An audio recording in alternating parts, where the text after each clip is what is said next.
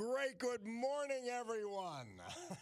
I'm back. It's Monday, January 12, a year of our Lord 20 and 25. My Cordaro Jeweler's watch tells me it's 9:06 and change. This is the Bob Cordaro Show. I am he, broadcasting today from the United States of America. I could prove it because I was in Key West and they love their country. It's also the place where the brave, like the veterans we salute today, thanks to our friend John Basiliga and his great Eastern Roofing Company. These are veterans we lost last year, but celebrate today thanks to John, like Ronald Gregus, Hunlock Creek, Edward Swicklick, Nanticoke, Justin Kellerman, Nanticoke, William Flaherty, Plains Township, Lake of Arizona, Ken Jones, Music, and Guido Mancini, Jenkins Township. The United States of America, founded with a certain knowledge and understanding by our incredible, irreplaceable, amazing founding fathers who knew and understood that government would not be, should not be, could not be our parent, our guide, our salvation, our direction, not any of these things, but is nothing more than a necessary evil we require to organize and protect society. The United States of America, the country where, for the first time in human history, freedom was declared to be an unalienable right granted to each individual by God. It was not something that could be parceled out to groups.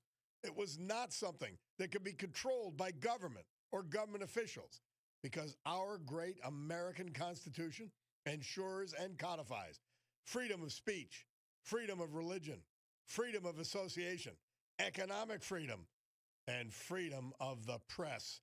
Whether they tell the truth or not, it's okay. They're free. Now, armed with these freedoms, and only because we had them, a ragtag bunch of immigrants, rejects, and their progeny created the richest, most powerful, most culturally diverse and accepting nation ever to grace our planet Earth. America, the only place specifically invented and designed so that every American can live their life in the manner they choose, unlimited by their background, upbringing, race, color, or creed, unhindered by the government or those who would use government to control others for their own comfort, benefit, or power. This Bob Cordaro Show, well, it'll always be convincingly conservative, lovingly logical, proudly and passionately patriotic, and reliably right. And so we gavel to order this meeting of the Club for Common Sense, promising you that our commitment to common sense will provide a sanctuary of sanity for all of you. Yeah, all of you. Good, bad, indifferent, left, right, whatever. In a world that has gone insane.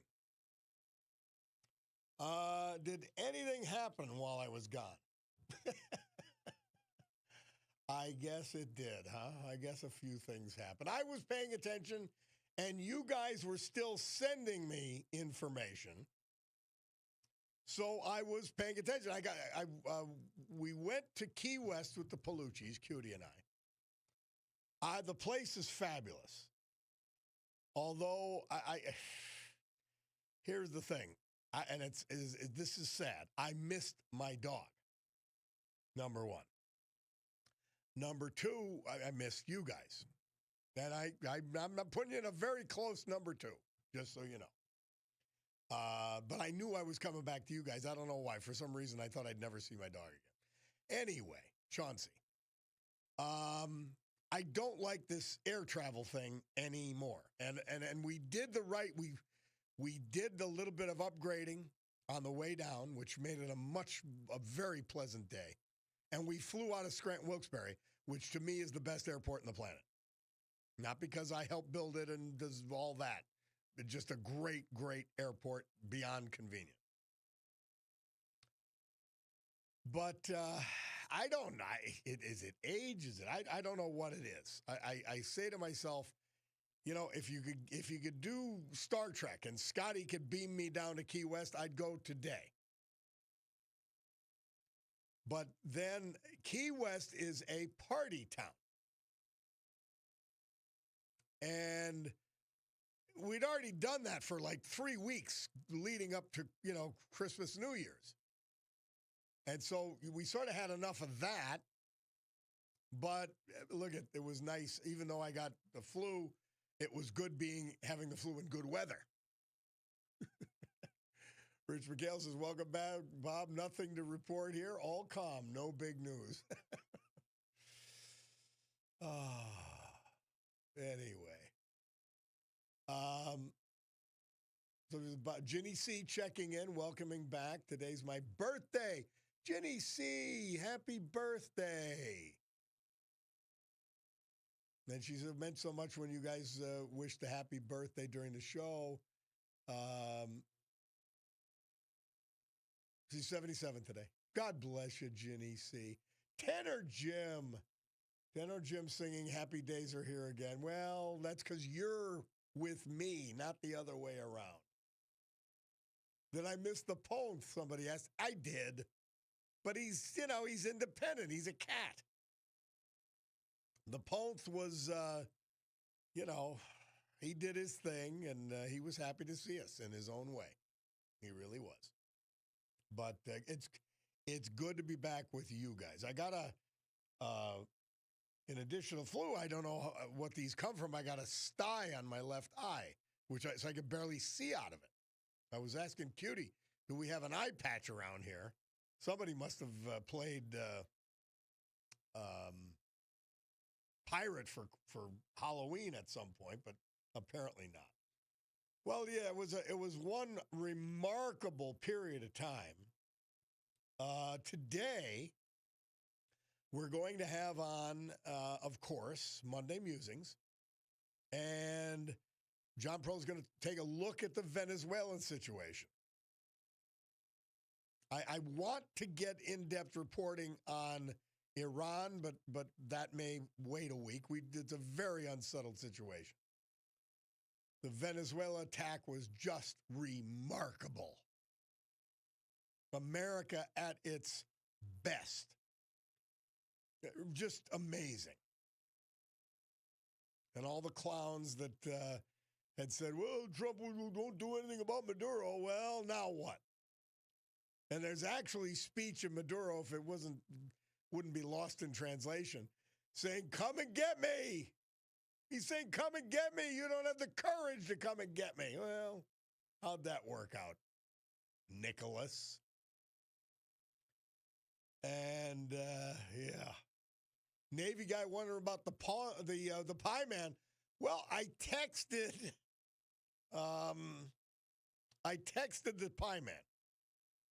And I told him we got 10:35 and 11:35 available for you.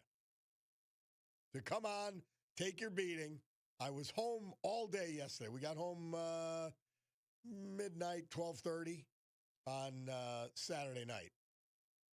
So we were home all day, watched the Eagles, suffered through the game, just awful. Now, I'm a Raiders fan when it comes to football, but they stink and have lost everything that made them the Oakland Raiders. Now the Las Vegas Raiders. They've lost everything they had that made them the Raiders. And so Eagles are sort of my favorite team. And because I lived in Rochester, the Bills are second. So at least I got the Bills. But hopefully the pie man will check in to talk about that. I did reach out to him because I said, pie man, come on and take your medicine. Can't find my cell phone at the time, but see if he responded. And then Chet Parlavecchio is going to be with us at 11:05 to do the Monday Mensch. He'll be with us to do the weekend wrap-up, and it was an amazing weekend in football. It really was. So that's the whole deal. Key West, it's America, man. It really is.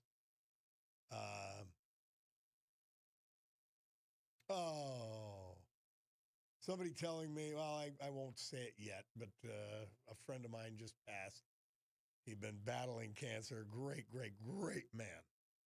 I don't want to throw it on the air till I confirm it, but thank you for letting me know. Somebody said I was in Sarasota over the holidays. Hard to come back. You know, weather, it's a state of mind. And I got a kick out of it. My son, who's living with us now, he had he said, oh, there's nothing to do around. Bull spit, there's nothing to do around here. Yesterday, he went skiing up at Montage. And it's so convenient, so close. He skied, he went to the movies, then he came home and watched the football game. Like, yeah, there's nothing to do. It's just great stuff around here. It's a great place to live. I know the weather's not great. Bugzar says, welcoming me back. Only news is the Eagles are toast. Definitely not a fan of theirs, so their wings have been officially clipped. I am wearing, that the Pie Man provided me last year, the ELGES Eagles shirt. You remember the mayor misspelled? So we're hoping by the way, if I don't get him today, I'm going to insist he comes on some point this week to take his punishment. So Venezuela happened. That was maybe the big news. And then Iran happening and unfolding. And then this unfortunate killing of the idiot protester in Minneapolis. Now, the fact that she's dead does not reduce her idiocy. I want you to consider, and I'll ask any one of you, right, from pay for, some level of pay, you and yours can harass and impede and put in danger law enforcement officers. There's your job. We're going to give you that job, and we'll pay you to do it. The consequences are all yours, however. Okay? Now, a bunch of you sent me. I'm not stomping on the dead here, but let us not pretend like we did with St. George Floyd that this was some great person who was all virtue and light. Okay? She was anti-law enforcement. She was a goof.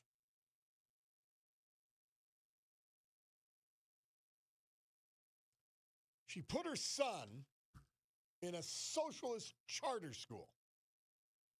Oh, but that's not all. She was charged with domestic abuse, child endangerment. Then she violated probation 3 times.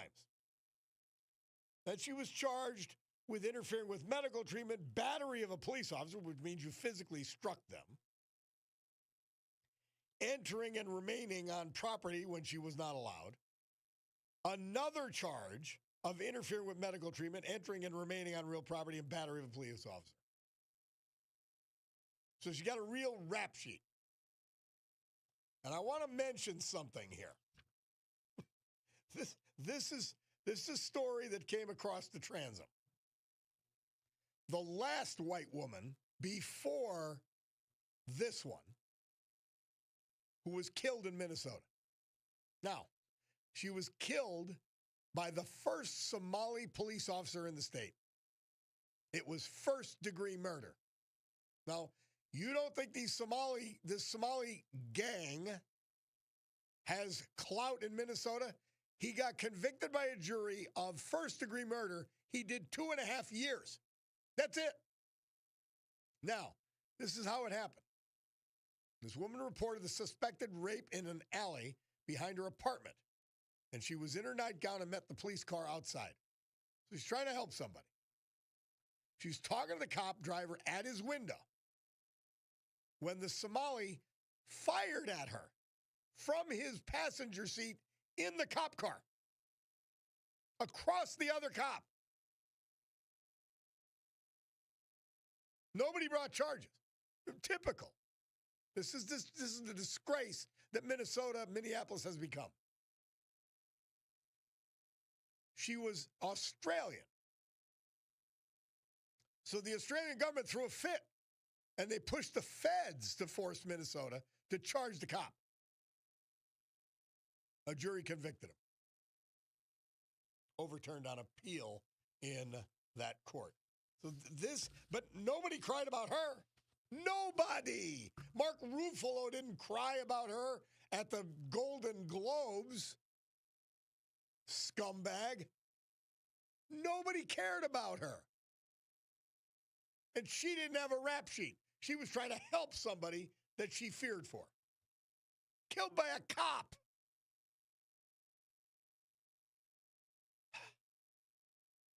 I want you to remember these people are insane. They're insane. Don't look for sense. Don't look for logic.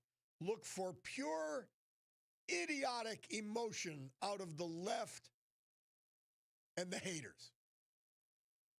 Period. That's all you're going to get. Don't ask for more. I always said I had a bunch of English bulldogs. No matter what I did, I couldn't turn them into racing dogs. Period. Couldn't do it.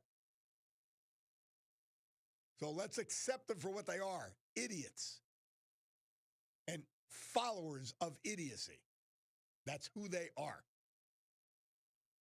All right. I'm going to come back with a list. ICE provided Fox News with a list of the people they're looking for in Minneapolis that this fool who got killed and her wife who didn't were pursuing on behalf of the Minnesotans. We'll talk about that when we get back.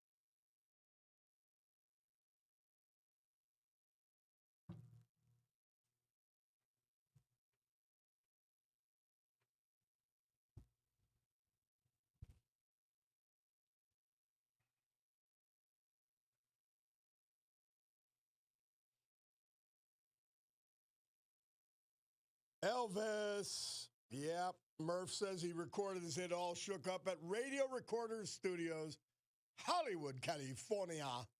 This date, 1957. And of course, U.S. House of Representatives, constitutional amendment to give the women the right to vote nationwide in 1915. It was rejected, 204 to 174. No comment on that. I mean, we are where we are, and we should be where we are. John from Edwards says, welcome back. LTS, Bob. Also remember the left said Ashley Babbitt. Remember her? She got shot in the throat by that Capitol Hill policeman who turns out was probably defrauding the government of tens of millions of dollars with an unlicensed daycare center at his house. Yeah. Well, the left all said, Joe, she deserved what she got. She deserved what she got. She wasn't in a 4,000-pound car driving at a person. Let's talk about the event. And I've watched these sickening. I don't even. It's not, without cuss words. It's almost hard to describe this mayor of Minneapolis. And Tim Walz is just a joke. Well, I saw it. Now, I saw it from every angle. And I think I saw it starting yesterday afternoon. People were sending me, and I was finding the prelude to the killing. This woman, and I said I said, try this at home. Try this in Wilkes-Barre or Scranton. This woman drove and blocked the road for 3.5 minutes, laying on her horn, sometimes simultaneously blowing a whistle along with her wife. And I think they had a dog in the car, by the way. So the cops are trying to get through. Now, they know the violence associated. Please remember this. ICE facilities have been attacked. They've been sniped with people being killed. So now they're getting blocked in by this jackass. Absolute paid stooge. Laughing, having the time of her life. So they basically come up, they give her 3 minutes, over 3 minutes. And they say, ma'am, get out of the car. Now, I want you to try this at home. The officer comes over to the car door. And he tries to open it. She starts driving.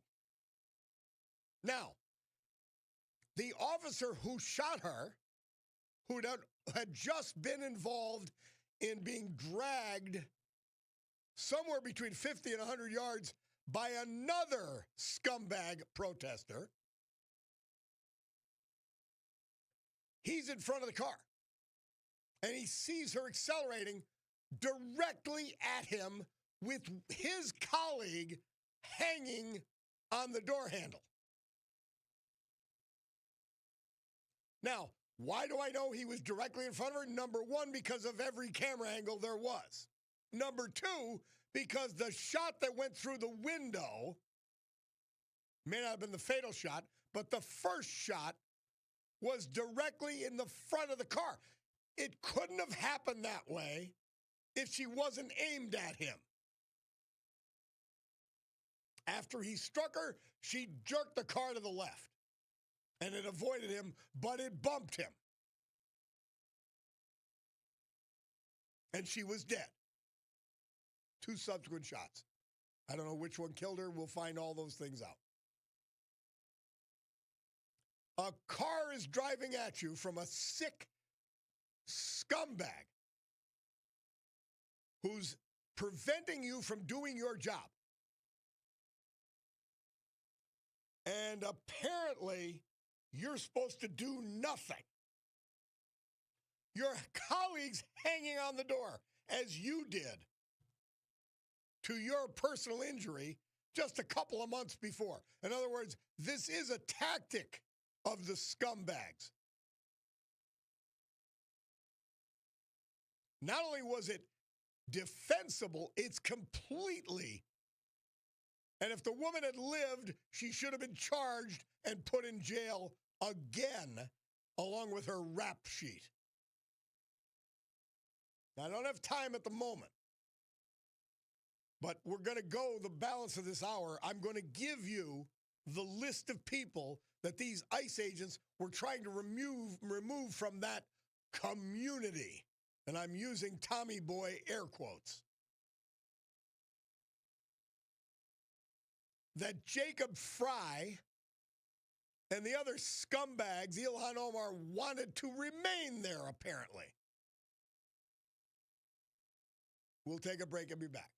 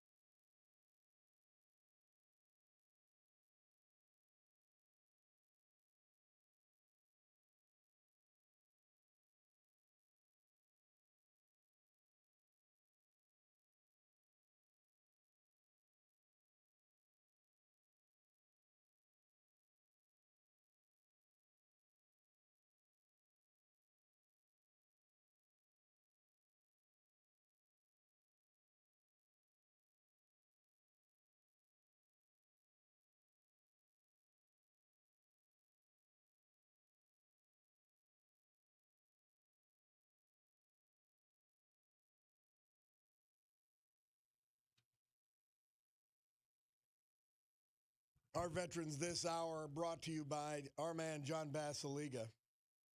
And on Mondays, we feature his first company, his biggest company, and certainly one of his greatest, Eastern Roofing Systems. Headquartered right here in Jessup, they're one of the premier and biggest roofing contractors for commercial, industrial, and institutional purposes in the entire eastern United States. And guess what? They bring that expertise home because they're here. Now that bring all that expertise, all that buying power to you in Northeast Pennsylvania for your house or small building. Eastern Roofing Systems. Edward Swicklick. We lost him December 3rd last year. He was 89. Born in Glen Lyon. He married his wife in 1961. They shared 64 years together.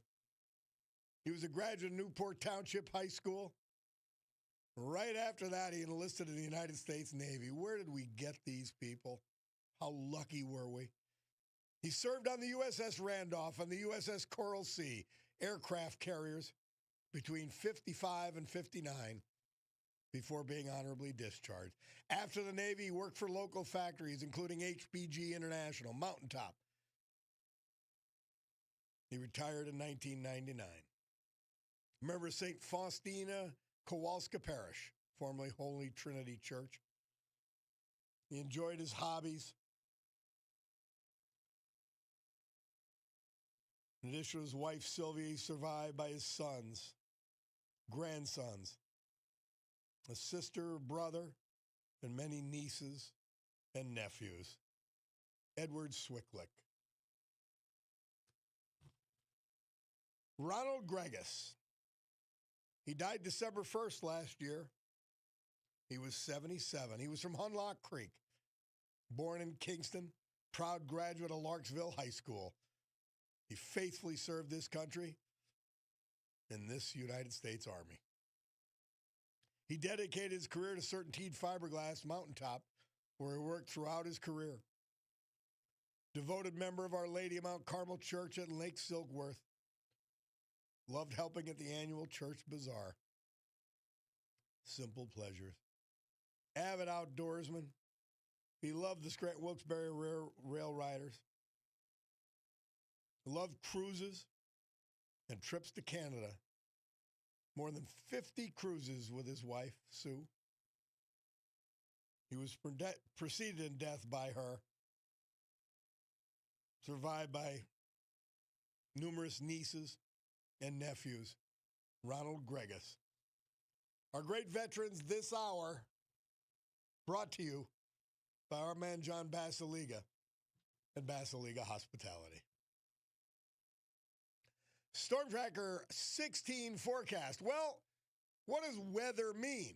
You know, when I think weather, I think Montage Mountain, because that's where you can enjoy all this, well, in every season, all this nature has to bring us. Meteorologist Ali Gallo tells us today a mix of sun and clouds, breezy, 36. Tonight, partly cloudy, low 28. Tuesday morning, sun, then increasing cloud, with a chance of showers, 44. Wednesday, clouds with showers mixing with some snow late at night. So it looks like a good week of skiing and snowboarding and all of that up at Montage Mountain.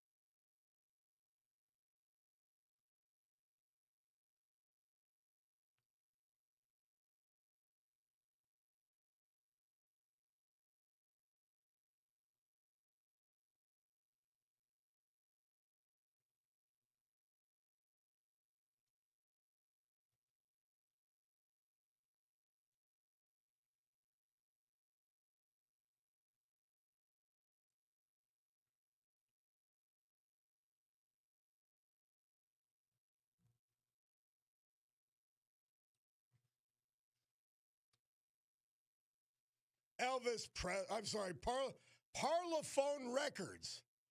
Never heard of that one.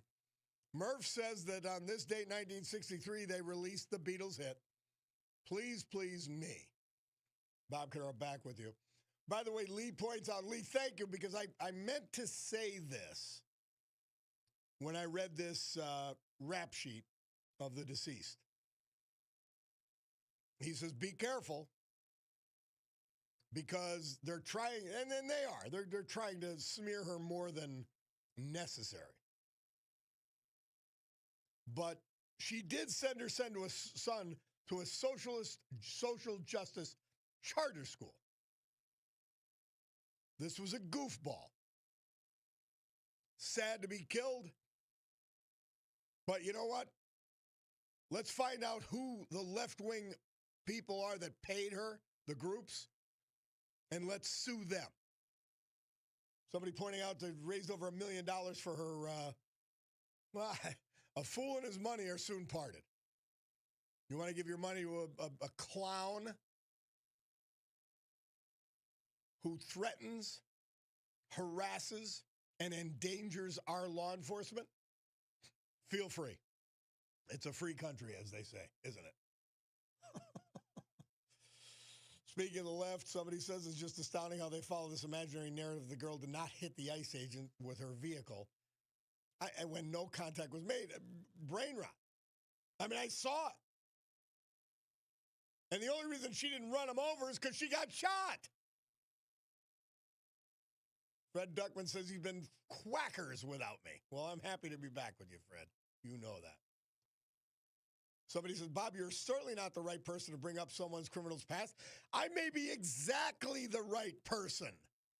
Did you ever think of it that way? I'm exactly the right person to bring it up. And I was never that stupid. Cop tells you to do something. FBI agent tells you to do something, you do it. Prison guard tells you to do something, you do it. Unbelievable. All right, now, for all the people who have been telling us, this is disgrace, get ICE out of Minneapolis, let me tell you why they can't leave. Something that escapes all the left, the law. Here are just some of the characters they're after. And I'm not going to try to, I will try to pronounce the names. Why not? I won't do Biden, but I'll come close. Sridorn Faven, Laotian illegal alien, convicted of strong-arm sodomy of a boy and strong-arm sodomy of a girl with the deportation order since 2018. To Vang, a Laotian illegal alien convicted of sexual assault and sodomy of a girl under age 13 and procuring a child for prostitution with a deportation order since 2006. These are the people the sanctuary cities have been protecting. The left has been protecting. Chong Wei, a Laotian illegal alien, convicted of the strong-arm rape of a 12-year-old girl and kidnapping a child with intent to sexually assault her with a deportation order since 2004. Gay Yang, a Laotian illegal alien convicted of strong-arm rape, aggravated assault with a weapon, and strangulation with a deportation order since 2012. Pao Chua Hyung, a Laotian illegal alien convicted of rape and child fondling with a deportation order since 2003. Kulor, a Laotian illegal alien convicted of rape with a weapon, and sexual assault with a deportation order since 1996. Hernan Cortez Valencia, a Mexican illegal alien, convicted of sexual assault of a child and DUI, deportation order since 2016. Abdirashid Adash Elmi, a Somalian illegal, convicted of homicide. Gilberto Salguero Landaverde, a Salvadoran illegal convicted of 3 counts of homicide with a deportation order since 2025. Gabriel Figueroa Gama, a Mexican illegal convicted of homicide who's been previously deported in 2002. Galauk Michael Rotagai, a Sudanese illegal convicted of homicide. Tai Lor, a Laotian illegal convicted of 2 counts of homicide with a deportation order since 2009. Mariana Sia Kanu, an illegal alien from Sierra Leone, convicted of 2 counts of homicide with a deportation order since 2022.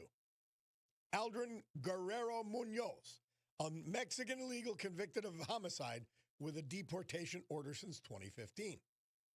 Abdirashid Mohammed Ahmed, a Somalian illegal convicted of manslaughter with a deportation order since 2022.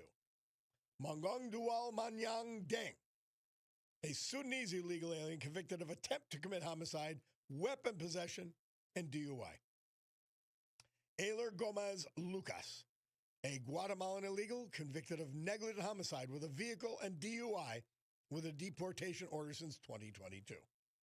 Shui Tu, a Burmese illegal convicted of negligent homicide. ICE says all these criminal aliens were roaming freely in the sanctuary state of Minnesota prior to arrest, and that these are the type of people that politicians and activists are referring to as their neighbors and part of the community as they attempt to interfere with ICE, as the fool who got killed was. Yeah, they're really, what a great principle to fight for. What amazing, amazing. Oh, you're just doing the right thing for humanity. You're just great. Unbelievable idiocy. We'll take a break and be back.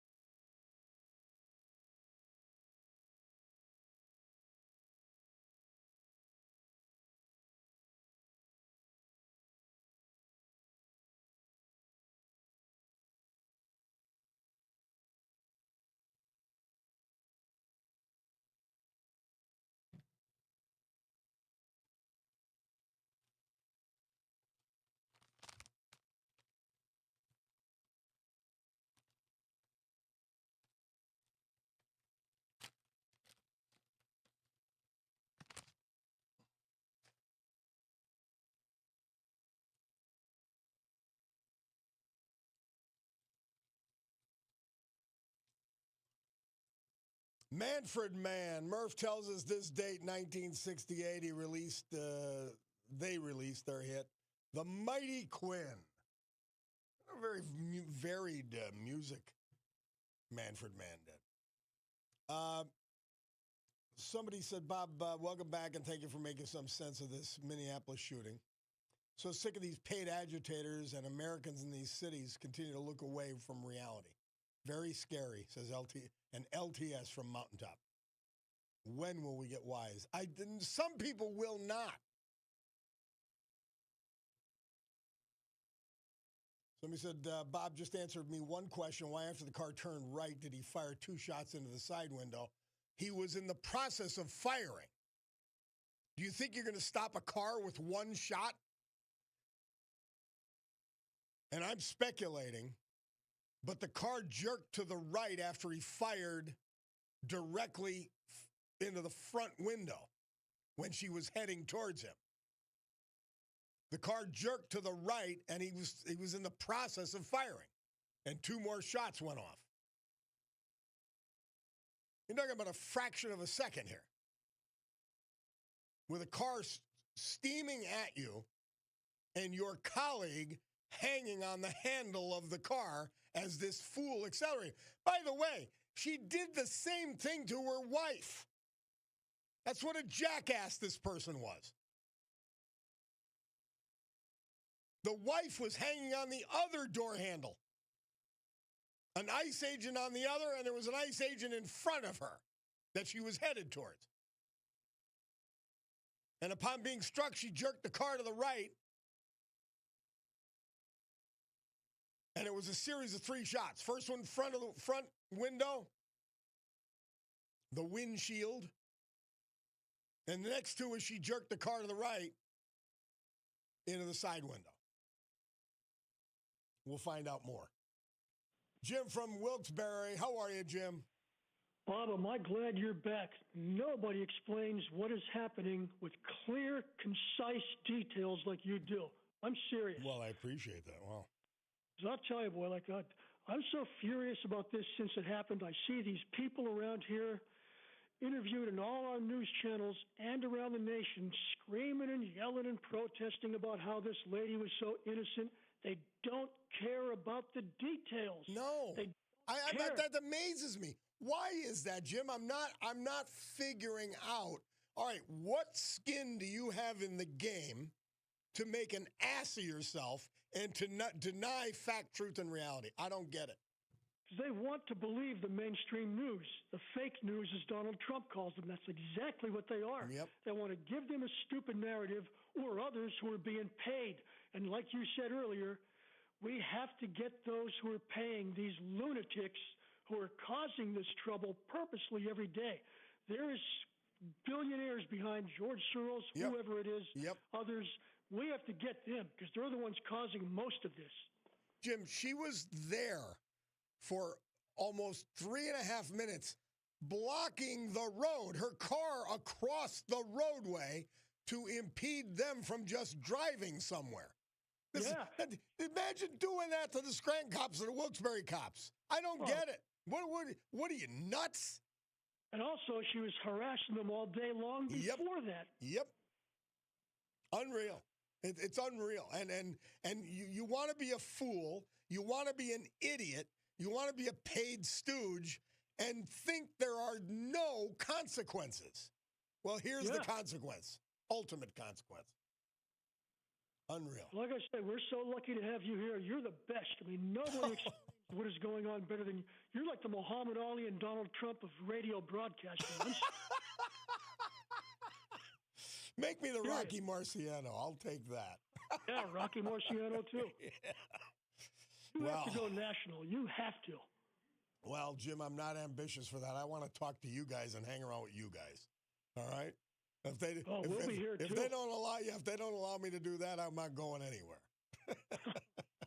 There's people around here don't look. You should have all the followers around here every day because I said there's nobody anywhere who describes what is happening so concisely as you do. You are the best. Thank you, my man. Great pleasure always. I appreciate it. And I'm the one who called you a couple of months ago about Max, our really extremely close Yes, Max yes, from Mountain. yeah, Died. I If he know was here, he'd be screaming. it. Well, we'll just calmly, sometimes excitably, but we'll just calmly state what facts, truth, and reality are, and it'll carry the day. Yep, I'm sure glad you're back, Bob. Boy, we're lucky to have you. Thank you, Jim. Appreciate it, man. Hey, my You- Picardo Jewelers watch tells me it's 10:02. That means it's way overtime, but I was taking my compliments. You understand. Time for the news with Brian Hughes. We'll take a break. We'll come back. And, of course, we got John Perillo with Monday Musings. And we're going to take a look at Venezuela, the military side. And there are many more implications we're going to be looking at all week to what was an amazing layered attack, an amazing military and law enforcement operation, and what is going to have, if properly handled, incredible beneficial consequences for the United States, Venezuela, and the world. We'll be back.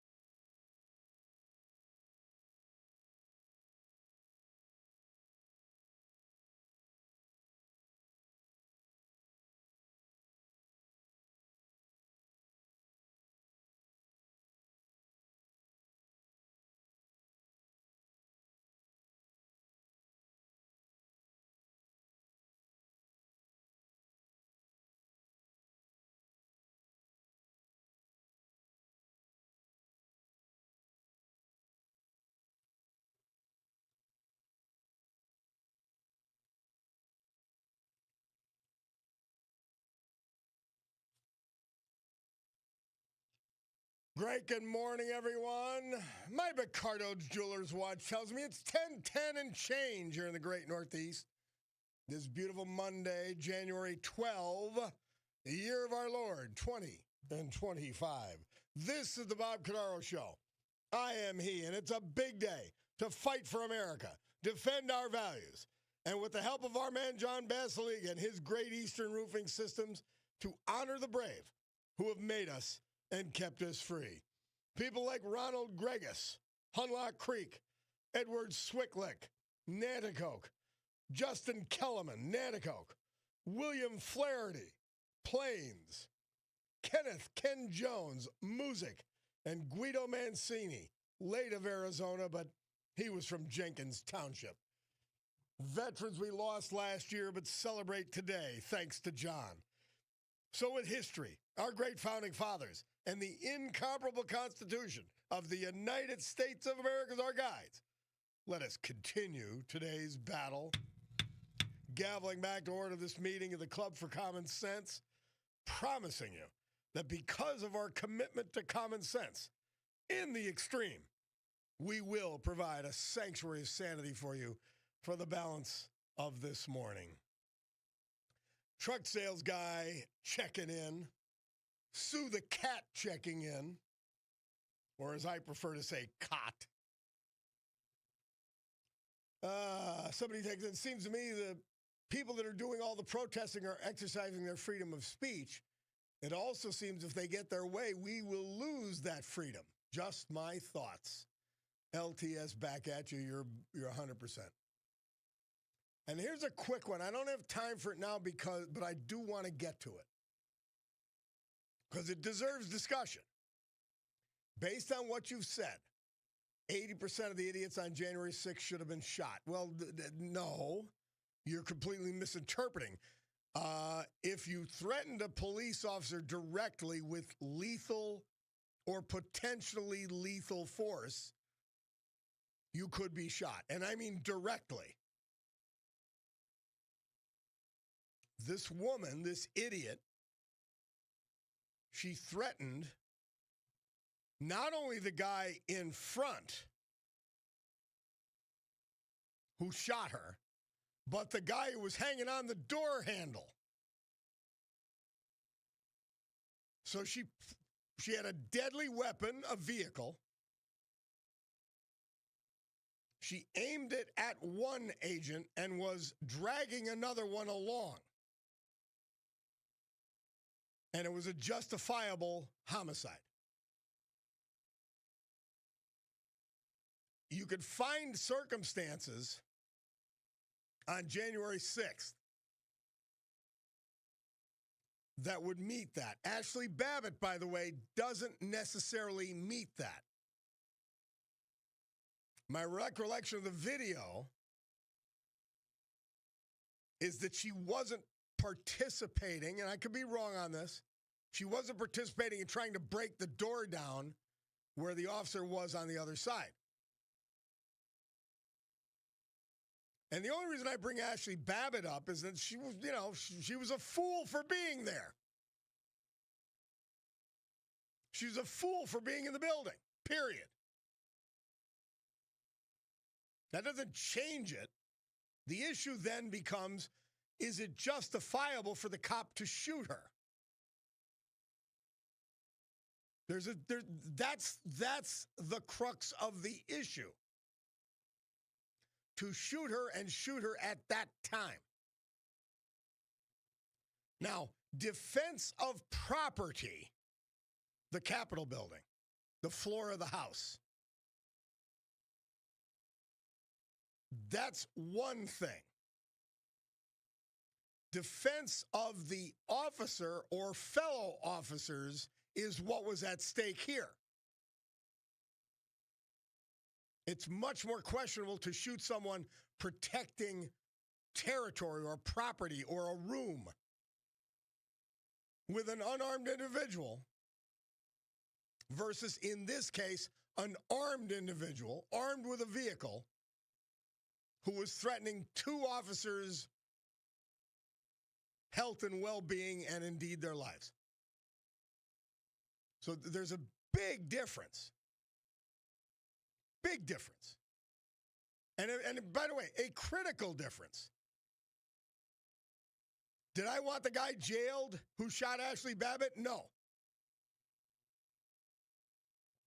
Never said that, never would. I do point out that he now appears to have been running and making a fortune off the federal government with an unlicensed daycare center at his home. Separate issue. Well, it's Monday, and I'm back. And that means a couple of things, but one of them is that it's time for Monday Musings with our man, John Perillo. John, welcome. How are you, my friend? I'm good, Bob, but no more vacations. I mean, you go away for a week and all hell breaks loose. So I know that's just correlation, but I got to admit that's right. It's not causation, thank God. I wasn't causing. Well, I was causing minor mayhem in Key West, but yeah. Well, I would love to hang around Key West. We got down to 3 here, so I would have appreciated that. But I did want to pick one of the stories from last week, and Bob and I were texting back and forth. We're like, which one do we want to talk about? Because so much happened. But I did want to look at the raid in Venezuela, and I think it's important to look at what happened there as a policy question, as a constitutional question, and one of precedent. And I admit to having some frustration here with a lot of what's being said, because the legality of what happened can be looked at independently of whether you think it was the right policy move or whether the Venezuelans are cheering. And for those of you who are so inclined, you can still not be a fan of the president and look at the actions independently of your animosity. And I'll do my best here to separate the issues. And the Constitution clearly says that only Congress can declare war. So that makes what Trump did illegal, right? Well, not exactly. And it's certainly possible for hostilities to occur before a declaration of war. And the phrase declare war actually comes from the British, who viewed the declaration of war as a legal status. So there could be hostilities, and when a war was declared, its legal status changed. And you can see that in our Declaration of Independence, which was written about a year after the battles at Lexington and Concord. And that declaration can be interpreted as our legal declaration of war against the British, whom we've already been fighting for about a year. Now, I got to admit, I personally don't like that interpretation because everything else in the Constitution, backed by the Federalist Papers, is designed to limit the amount of power in any one governmental branch's control. But it's also not an interpretation that has been rolled out just to defend the president. It's been the legal basis for many past presidential actions. And also legally, we're a signatory to the UN Charter, which doesn't allow military action outside of self-defense. And Article 6 of the U.S. Constitution makes foreign treaties enforceable just like any other U.S. statute, which is part of the reason why the Constitution makes it very difficult for the U.S. to ratify treaties, right? We'll kill the resolution in the Security Council, but that doesn't make it legal. So anyway, that's kind of where you're at from a legal standpoint. And the next thing to point out is that most of those who are yelling unconstitutional didn't say much when Obama overthrew the Libyan regime of Muammar Gaddafi, or when Clinton in 2000, that's Bill Clinton, by the way, started an air war in Serbia, which overthrew Milosevic, right? And what happened in Venezuela isn't really different than George H.W. Bush in '89 arresting Manuel Noriega and bringing him back to the U.S. for trial on drug trafficking charges there, right? So those precedents also don't make what Trump did constitutional. We could reasonably question the constitutionality of all of them. But they do serve to point out that there's a substantial precedent for what happened, as well as a fair amount of hypocrisy coming out of those who are criticizing what Trump did, right? And in each of those cases, the executive branch claimed that their power to use the military was part of their Article II powers as commander-in-chief. But you ask, or should ask rather, what about the War Powers Resolution of 73? Great question. The issue there is that it's a resolution, not a law. It's never been to the Supreme Court of the U.S., and if it had, any of those preceding presidents would have argued that it's an unconstitutional limitation of their powers, even if they all generally followed it by meeting with Congress within the prescribed time limits after they took action. So basically, they followed the War Powers Act even after saying they didn't have to. But we have, to quote Al Gore, no controlling legal authority, end quote, meaning that nobody has brought a case that has been adjudicated, much less gone to the Supreme Court, using the War Powers Resolution. So while I personally agree with the resolution's intent, it remains a resolution of the intent of Congress and has never been used as a precedent.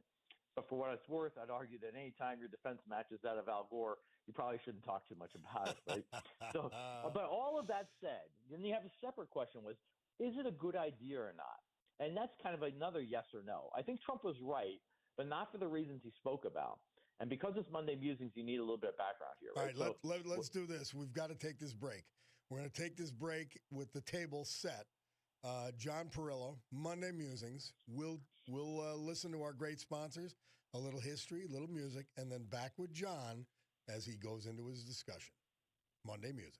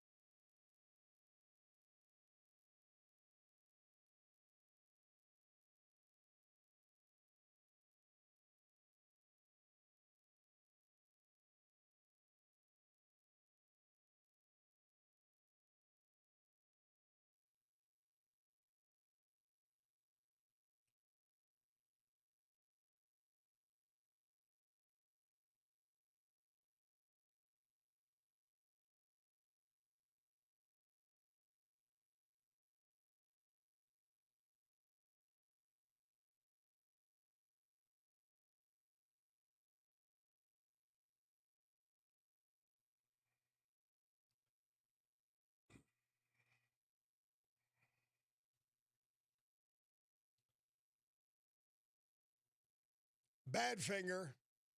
Murph tells us this date, 1970. A great little band released their hit, Come and Get It. And of course, before that, it was not Shakespeare, but it was the TV series Batman, this date, 1966. It premiered on ABC, and it aired twice a week on consecutive nights, apparently as a replacement show. back in those days. 1966 Batman. It's a cute show. It's funny. Really good stuff. Anyway, John Perillo's with us. Monday Musings. The table's set. We're talking about the Venezuelan incursion, law enforcement action, military action, all of that. John, continue, my friend. Yeah, thank you. And again, for your listeners, just a little bit of background of how we got here. When Hugo Chavez nationalized the Venezuelan oil industry back in 2006, he demanded control over oil companies producing oil there, some of which were U.S.-based companies. And later he seized the production facilities, and there was some give and take there if you want to research it, but basically he either stole or forced companies to give him their assets, including U.S. companies. And Maduro continued this practice, and then he was indicted in 2020 on narcotics charges. And then Maduro lost his elections in Venezuela twice, the second time losing something like 67% of the vote. And nobody really knows what the percentage really was because he rigged it. And even though he rigged it, he lost over almost 70% of the vote.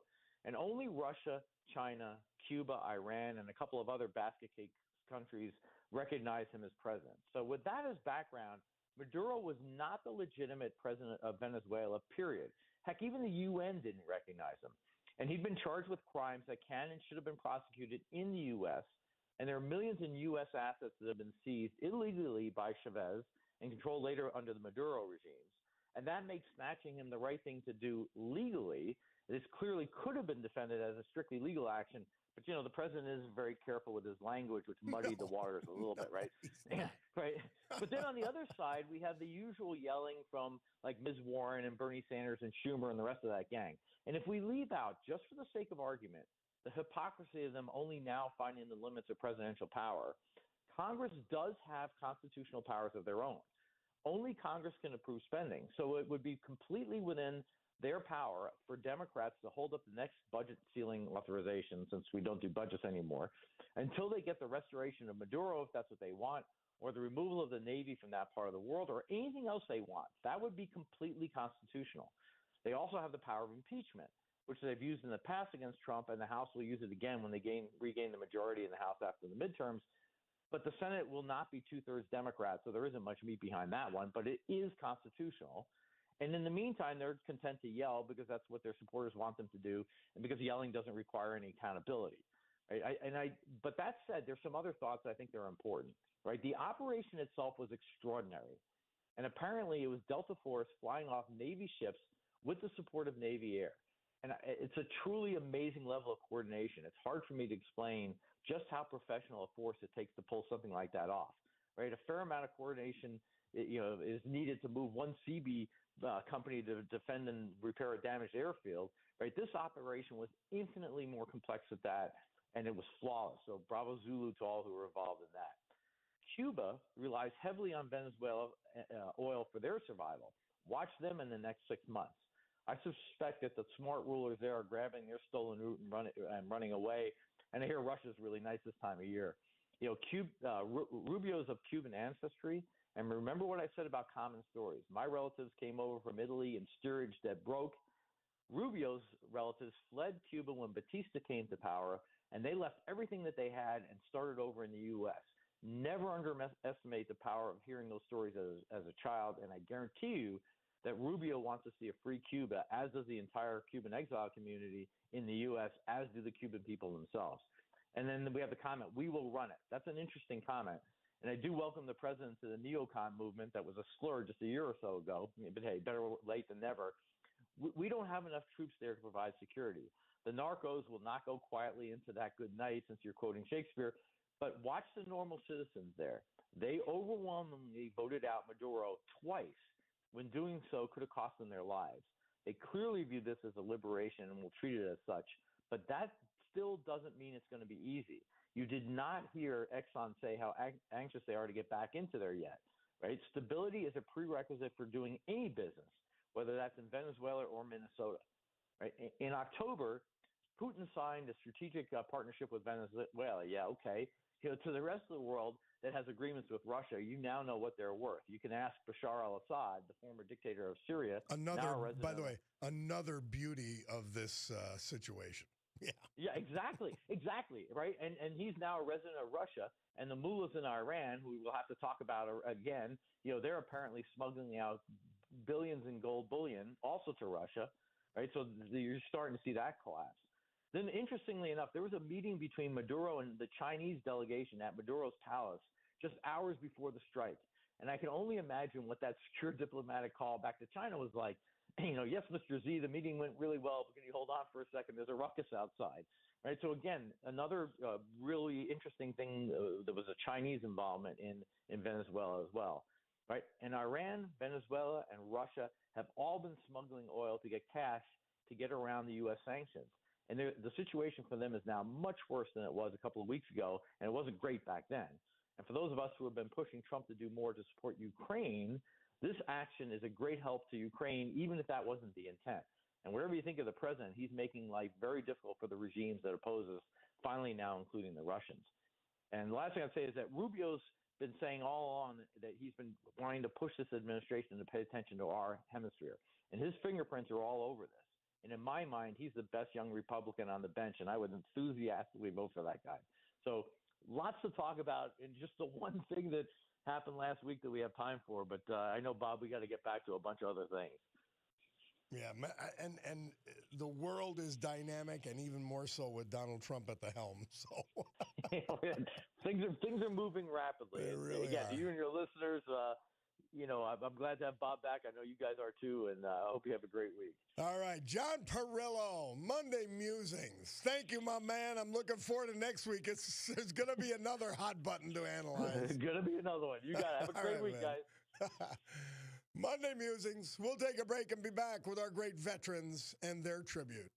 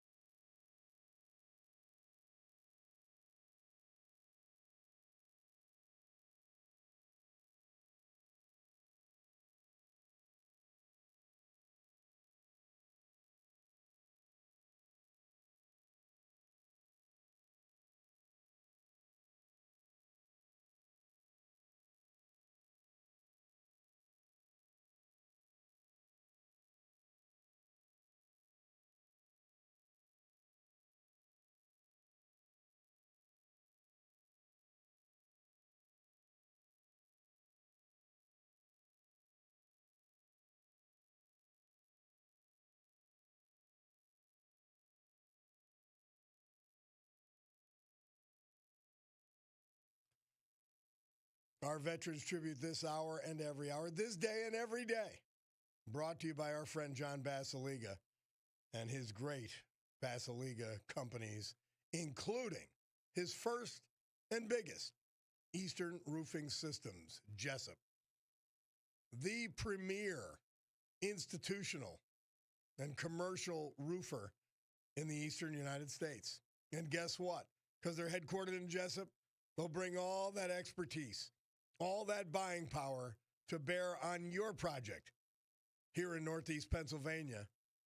Your house, your small building. They'll do it. Justin Kellerman, Nanacoke.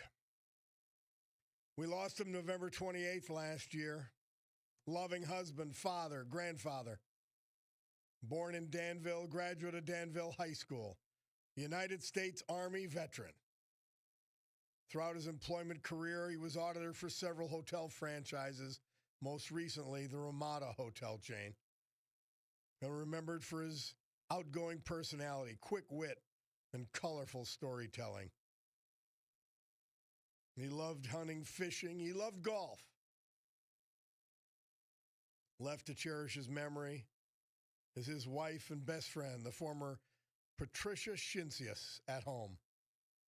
A son, Wilkes-Barre, a daughter, granddaughter, and other family members. Justin Kellerman. William Flaherty.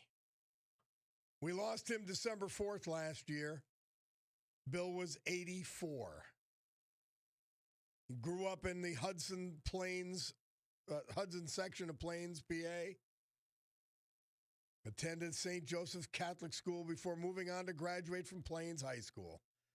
After graduation, he served us in the United States Army during the Vietnam era. He was subsequently employed at International Color Press, making colored funny pages for newspapers.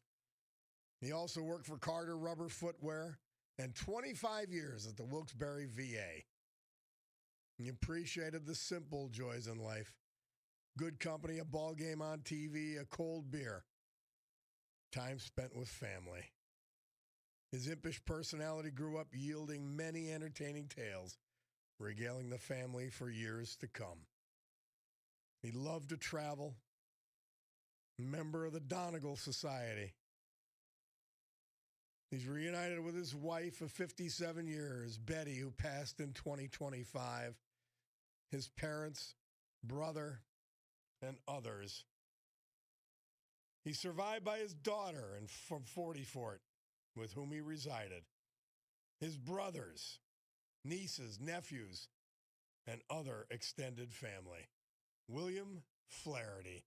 Our great veterans this hour brought to you by John Basiliga and Eastern Roofing Systems. Well, that sound, it means the weather, and the weather means Montage Mountain. This is the time. This is the place. This is the week. Montage Mountain Resorts. Storm Tracker 16 forecast from meteorologist Allie Gallo. Today, a mix of sun and clouds, breezy, 36. Tonight, partly cloudy, low 28. Tuesday, morning sun, then increasing clouds, chance of showers, 44. Wednesday, clouds with showers mixing with some snow late at night, 46. So a warm week to get up to Montage Mountain.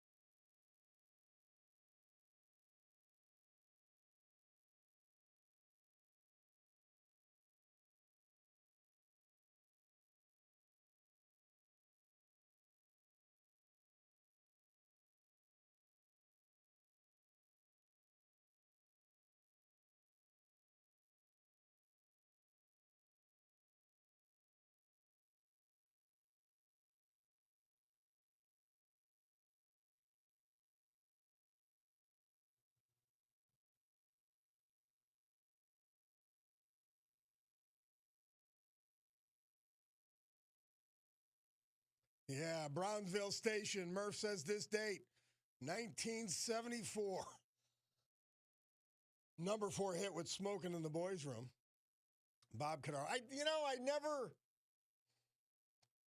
There was a girl that I wanted to kiss in 5th grade. And I found out she was going into the woods after school and smoking. Well, what does a 5th grade kid smoke? I mean, what, Camel, non-filters, anything they could get, their Pall Mall, whatever. And so I went up and I got to kiss her. But I had to smoke those awful cigarettes. So I never smoked in the boys' room. Nope. Sugar Feo from Waymart says, can you get your head through the door after that last call, Bob? I totally agree. You were missed last week. Welcome back. Thank you for that. Let me say this. I can take any level of compliment and remain humble. And the reason is because I've got so much to be humble about. And I know it, baby. Let's go to Barbara from Kingston. Barbara, you've been more than patient. Thank you, dear. Oh, you're welcome. Thank you. I think everybody's missing a real important part about this woman. She wasn't just some mother, okay? She had a lot of history. Yes. Second of all, which we went through, but I'm waiting to get independent confirmation, but I bring it through, and I read it in the first hour as we opened the program to say this was not, somebody to be sainted again. We're not going to do a George Floyd thing. We're not going to let them do that. correct. But here's what everybody's missing. Personal responsibility. Yep. She had choices to make. She had a choice to stop the car and get out. She was ordered 4 times specifically. 4 times. Get out of the car, get out of the car, get out of the effing car, get out of the car. She refused. She backed up the car. The cop was still hanging on the car. Yep. Okay? The other cop is in front, towards the side. She backs up. She turns the wheels directly and aims the car at the cop. What is he supposed to do? Well, right there. Don't blame the cop. Yep. You have to blame her for her bad decisions, plus her wifey told her, drive, baby, drive, just what a bank robber would tell the getaway car. Step on it. Go. But now listen, but she had decisions to make. Well, she made all the very bad decisions. So who is to blame? She is to blame. If you see another angle of the film, too, Barbara, she's actually dragging her wife along who tried to get in the car when she accelerated, too. So it wasn't just the cop in front of her. It wasn't just the other cop she was dragging. She was putting her wife's life in danger. Right. And the thing of it is, they're all saying, well, she dropped her son off. She's blocking the road. She's blowing her horn. She was harassing them all day. These are all her personal decisions. Yep. When doesn't anybody take responsibility for their decisions? It's her responsibility. By the way, no, she made all the wrong decisions. The left doesn't believe in personal responsibility. That's why you can steal money. That's why you could commit crimes. That's why you could do what this clown did and supposedly have zero consequences. But I just go, it was her fault. No doubt about it. She caused the situation. She created the situation. She caused her own death. Period. Correct. Yep. Correct. Amen. Thank you very much. I'm with you, Barbara. Thank you. It's true. There's no avoiding it. There's literally no avoiding it. She caused her own death. And wherever she is, Pearly Gates or elsewhere, St. Peter's scolding her, saying, why were you so stupid? Why were you so stupid? Dear Lord. And it's breathtaking. And they will lie about, remember what they're going to do. And remember what they're doing.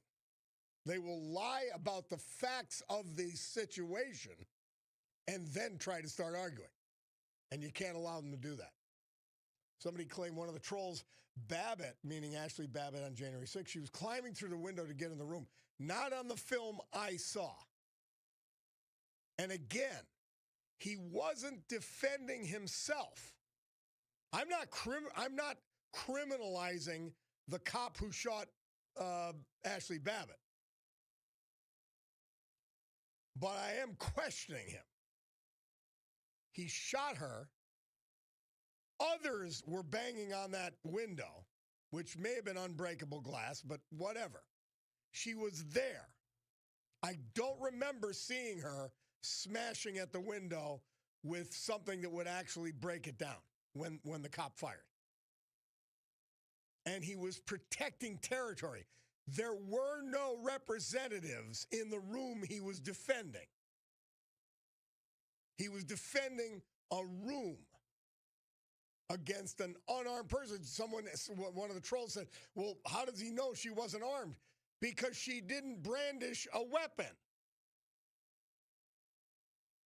You have to brandish a weapon in order for a cop to justifiably fire on you. She did not brandish a weapon because she didn't have one. So the cop made a questionable call. Now, I don't say criminal in any way, shape, or form. A questionable judgment call to shoot. And he killed an unarmed woman who was in the wrong place at the wrong time, who was a fool for being there. But don't try to take it beyond, and don't compare it to this woman who had a weapon, who was actively harassing law enforcement, who was actively impeding law enforcement, who was actively putting law enforcement in danger. Not just the cop in front of her who shot, but the cop she was prepared to drag along the road, and her own wife who she was prepared to drag along the road. Let's not put her in. She's not up for sainthood. She was an idiot. And she paid the ultimate price. I wish she hadn't. But the cop was justified in what he did. Period. Donald, we can sneak you in for about a minute, my man. Fire away. Yeah, this is the paid protest at the highest level. Yep. Even with the DA down, it has to be, because there's no way somebody would. You could never get away with it. If someone even said, "I'll give you $250," and you had a guy, you could give him like $25. You were driving, you went to Pittston and yelled. You just went outside a police station. If the person just you beeped your horn and yelled corrupt, and then went to Scranton and did the same thing, like in the alley there, and just didn't do nothing with by the firehouse there, they'd get you between Old Forge and Old Forge. Well, Donald, just think of this: you'd be in jail. If you went down to Scranton Police Headquarters and you parked your car across their exit and wouldn't move and were laying on your horn, what are they going to do with you? They're going to try to arrest you. Tow your car and everything. And if you drive towards them, they have to shoot you. You gave them no option.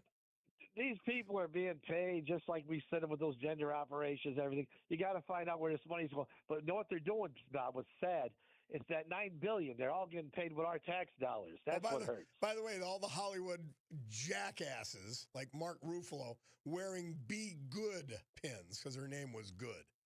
Dear Lord. They're all agitators. They're agitating. I better things to do to agitate somebody. My day's filled as a retiree just helping people and doing things. I don't have time to be. Why would you want to agitate ICE?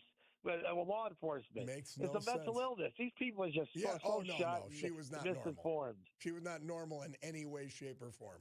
Thank you, Donald. Unbelievable. Don't worry about one person. There's 700 people dead in Chicago every year and do nothing. Amen. Thank you. Great. Unbelievable. Donald from Pittston. We'll be back after Bloomberg. 10:50 on the watch.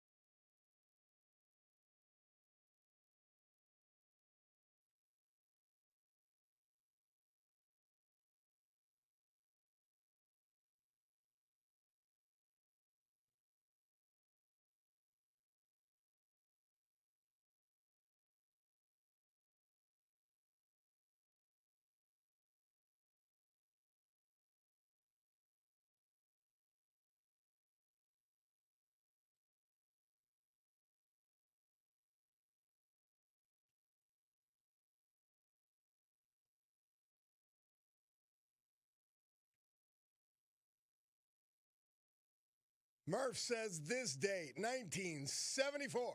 Paul McCartney and Wings moved in the top 10 charts with their hit Hell in Wheels. And, of course, the groundbreaking situation comedy, All in the Family, premiered on CBS television this date, 1971. It's funny, there's two things that I constantly review, to play these little clips for you. And one of them is All in the Family. And it was so real and raw, that show. And remember, Carol O'Connor was a certified lib. But it was so raw, I can't play the clips. So I can't play the clips from All in the Family. They're not offensive to me, but I know they could be offensive to normal people. And the same thing with Don Rickles. It's amazing. They were certainly ahead of their time, weren't they? Hey, let's go to finish up the hour with Andrew from Jersey. Hi, Andrew. How are you, man? My mom loved that show. We were just talking about it. And a lot of the things he said were not mean, like even though it was prejudice. But one that my mom, she's Italian. We got a kick out of it. Michael and Archie are debating about whose role it is to watch the kid and stay home. And Michael goes, Arch, there's a tribe in New Guinea where the wife goes out and hunts and the man stays home with the kid. And he goes, don't bring the Italians into this. He was really savage. See, it is controversial, to say certain jokes. But I just want to say, too, Ashley Babbitt, I saw on January 6th, it looked like video right before that, or maybe 10 minutes earlier, someone that looked like her that was trying to stop people from going in and also fighting physically with men. She was a fool for being there and breaking and following people into the Capitol building. That doesn't change anything, but protecting property, real estate. In other words, that's what the Capitol Hill police officers are doing. That's more questionable than protecting lives. And in the case of this jackass in Minnesota, it was 3 lives that this fool put at risk by accelerating her vehicle. Two right. law enforcement officers and her wife. Want to say about Greenland, like I watched the great Nick Shirley went there, but he wasn't as good when he did Man on the Street. He should have asked more about the NATO. And I agree with Trump's geopolitical reasonings, but to see the reaction from the Greenland people that they're so unappreciative of America and they think they're a sovereign nation. They're literally part of NATO, and they actually don't have a military. Like, how unfair is that? And I was saying, like, what are they going to do if Russia invades? Throw salmon or anchovies at the Russian troops? So, like, it's like the left in this country, Andrew, because we got to go. But it's like the left in this country. We have to protect them from themselves because they're fellow Americans, and we love them. Thank you, man. Hey, my Picardo Jewelers watch tells me it's 11:01 and change. That means we're past time for the news. We're going to do that. We're going to come back. And guess what? My man, Chet Parlavecchio is here, the Monday Mensch. We're going to go over all this football weekend, and we'll be back.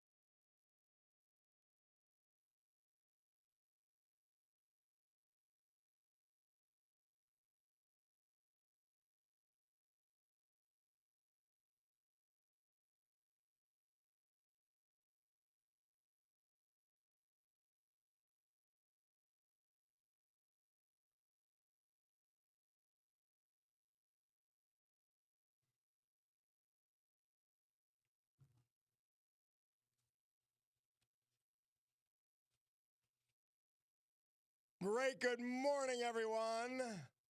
My Cordaro Jewelers watch tells me it's 11:08 a.m. here in the great Northeast. This beautiful Monday, January 12, 2025. This is the Bob Cordaro Show. I am he, and it's a big day to fight for America, defend our value, and with the help of our man John Basiliga and his great Eastern roofing systems, to honor the brave who have made us and kept us free. People like veterans we lost last year, but celebrate today, thanks to John. They are William Flaherty, Plains, PA, Justin Kellerman, Nanticoke, Ronald Grigas, Hunlock Creek, Edward Swicklick, Nanticoke, Ken Jones, Music, and Guido Mancini, late of Arizona, but he was from Jenkins Township. So with history, our great founding fathers, and the incomparable Constitution of the United States of America as our guides, let us continue today's battle. Gaveling back to order this meeting of the Club for Common Sense, promising you that our commitment to common sense will provide a sanctuary of sanity for all of you. Oh, my brother Mike texted and I said 2025. All last year, I didn't get the year wrong, and I'm already starting. You know what it is? I have on the sheet 2025, and I've got to cross that out. I've actually got to have new sheets. They are dog-worn and dog-eared. It's 2026, quite obviously. But thank you, Mike. So quickly, I want to mention again, because scumbag Tim Walz was walking, he and his equally goofy wife were walking the scene of this goofball's murder. Good. And, solemnly walking, looking at flowers laid out all over the place. Just remember, this woman lost her. Two charges of child endangerment have been reported against her. She lost custody of her two children, allegedly, for burning them with cigarettes. So this is the next left-wing lunatic saint. I want you to remember that. A person who so disrespected law enforcement that she was blocking the road and disobeyed their orders, their lawful orders, and then drove at them, threatening two ICE agents, one hanging out of the door and the other right in front of her, and her own wife. This is the jackass. And I got sent Philadelphia Craigslist. Stop Trump. This is an ad in Craigslist. Up to $1,500 a week. They're hiring immediately. $15 to $18 an hour, plus bonus, plus overtime. Up to 77 hours per week. Drivers earn gas reimbursement, morning and evening shifts. No previous experience required. Full and part-time positions. Weekend positions available. No fundraising. No commission. Stop Trump. Craigslist. This is who these idiots are. Oh, it's amazing. It's amazing. Joe from Church Park said, too bad the ICE agent didn't get to see 10 different angles in slow motion, read minds, and travel through time. He had 3 seconds at best waiting to be under the car to defend himself. Would have been a little bit too late. You were right, Joe. Unbelievable. Unbelievable.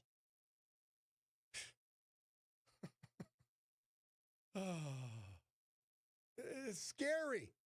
Cabinet guy checking in. Hey, it's Monday. We had a great football weekend. And Mondays mean a lot of things. But one of them is the Monday Mensch. Not just Dancing with the Stars, who danced to this song, by the way. And with a real smile, not a fake one, I add.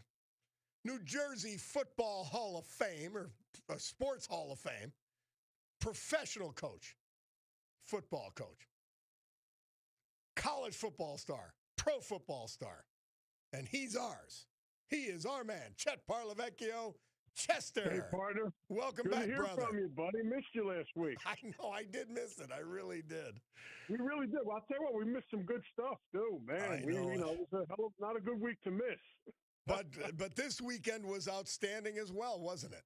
Oh, it's, something that's coming down to the wire, both in the college and the NFL. I mean, but you got, a great tournament going on.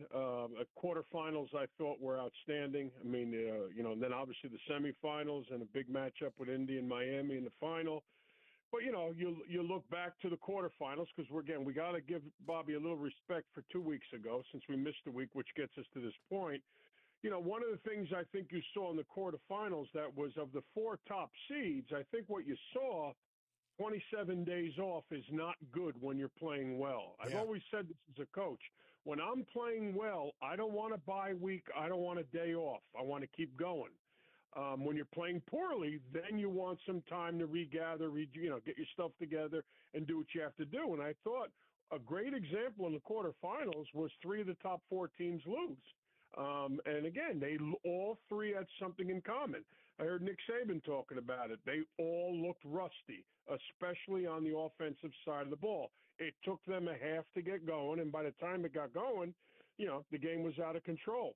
In the Oregon-Texas Tech situation, I mean, again, Texas Tech, which has been an offensive juggernaut most of the year, they turned the ball over 4 times, and we've had this discussion many times that the only statistic that matters is turnover takeover ratio. When you turn the ball over, you lose football games. And Oregon played a great defensive game, probably gave us a little misread on this week's game because you thought defensively they were a little better, but they ran into a juggernaut. In the Ole Miss Georgia situation, I mean, the kid Chambliss looked incredible. Threw for over 350 yards. Georgia in the secondary looked like they had no answers. They moved the ball pretty efficiently, but defensively, Ole Miss went up and down the field and again beats Georgia. In the Miami-Ohio State situation, Miami's up front 4 has been their story to get to this final. Defensively, they're up front 4. Their defensive mentality or structure has been what's kept them in this. Again, Carson Beck has been efficient. You haven't asked him really to go out and win the football game yet. The kid Fletcher runs the ball well. The truth is, I mean, when you have 5 sacks and 2 picks, there's no team that's going to overcome that. So in the quarters, they go right by and beat Ohio State. Now, Indiana, on the other hand, that was the one team, and I've said to you, Bobby, from the beginning, I liked Indiana. I liked Indiana all year long. They're a big, physical, well-coached football team. They've got great speed on the outside and size in a receiver, their vertical game. But the group that I'm getting a big kick out of, because this is twice they've made people quit. When you could make the Alabama defense, especially their up front 4, when you could make them quit and give them a beating that they gave them, that's pretty impressive. That's hard to do. Now, how about the beginning of the game? Okay, I'm watching the beginning of the game. First series, Indiana, they're getting swarmed. And somebody made this statement, and I thought, maybe they're right. They said, the SEC speed kills, and they've never faced this. Well, they handled it pretty well, didn't they? Yeah, no, speed does kill. It killed them. Indiana was the one with the speed. Yeah. Indiana, let me tell you something. Mendoza's earned my respect. I've been a Pavia guy. I thought he should get the Heisman, all of that. But I tell you what, this kid is playing in this tournament like a Heisman Trophy winner. Yeah. He's intelligent. He's bigger than I thought he was. He's got good footwork. I mean, what they did to Alabama to maul them like that. And you know the giveaway, Bobby, when you're being mauled? When the runs in the first quarter are 3 yards, and then all of a sudden in the second quarter they become 5. Yeah. Then in the third quarter they become 10, and then in the fourth quarter they're gashing you and running to the end zone, and that's what happened. Yeah. So it took us to the semifinal, and then you got Miami playing Ole Miss. Again, Miami's going to survive on their defense, although in this case, here's a chance, which we're going to get into later in our pro part of the show. Here's a case, once again, where coaches want to be cute. The impression or perception of that game early in that game was Miami was killing them. Ole Miss never had the football, and yet the game was close. Well, again, you're running the ball down Ole Miss's throat for 4 a clip, and then you decide inside the red zone to go wildcat to the wide receiver who gets stoned for a 5-yard loss. Then you run another gadget play inside the red zone, and you have to stop for field goals on both shots. This is a case where that game should have been worse than it was. Miami completely was dominating that football game, and here was a chance where a coach being clever, which we'll get into later on the pro side, almost cost his football team a game. Yeah. Then on the other side, we have Indiana. I mean, now here's the opposite side of being one of those top 4 teams. Now, if you could get through the quarterfinal, now the advantage turns, where sometimes after the first round, those teams that have played the game the week before have a little advantage over teams that have been sitting for a month. But now the opposite occurs. If you're a top 4 and you could get past the first round or that quarterfinal round, now you're the fairly well-rested team that's back in rhythm because you played last week, and they start to fatigue. You saw all the guys in Miami going down the other night. They were cramping, going down, knees. Bobby, 17 games for a college football team is a lot of games. That's a lot of football. This is a war of attrition right now. Who can last? And you saw Indiana lay it on Oregon, like men playing against boys, just beat them up because now they're back in rhythm. Oregon is starting to fatigue. It's been a long season, 3 brutal games to get here, and they're starting to fatigue. So in this case, it worked in their behalf. The only reason it didn't happen to Miami is because Ole Miss was in the same boat that they were. And Miami, again, made that game harder than it had to be, but in the same token, Indiana was impressive. So it brings us to the final. Your final, Indiana-Miami. I'm going to say this. I just think Indiana has been the best team all year long. I see no reason to doubt any. That kid Becker and the other wide receiver they have can run. They can jump. They're 6'3", 6'4" apiece. They can run the ball, and that offensive line is dominant. Yeah. They are 5 big, Did tough the 2 kids, best teams make it to the final? No, the 2 best teams.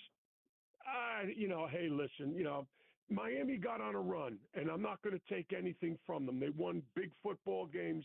A lot of things went right for them. They got on a run.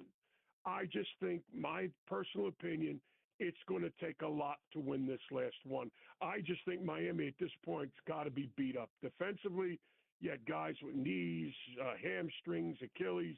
They're beat up, and I just can't imagine Indiana's offensive. The difference will be the line of scrimmage. That's how Miami got to this point, and that's how Indiana will win at this point. They're just too physical up front. Defensively, Indiana runs 8 different guys at you up front in the box. Their secondary's big and physical. There's no aspect of this game, and again, you got Mendoza. I think, as much as I like Carson Beck, I think Mendoza's just, look at his statistics. I mean, did he throw incomplete yet? I don't know. I mean, I don't know what the current line is, but right now, I just think Indiana is in such a rhythm, playing so well. It's just tough to bet against. Got to be the pick. We're going to take a break. Chet Parlavecchio, the Monday Mensch. We're going to come back with the NFL after this.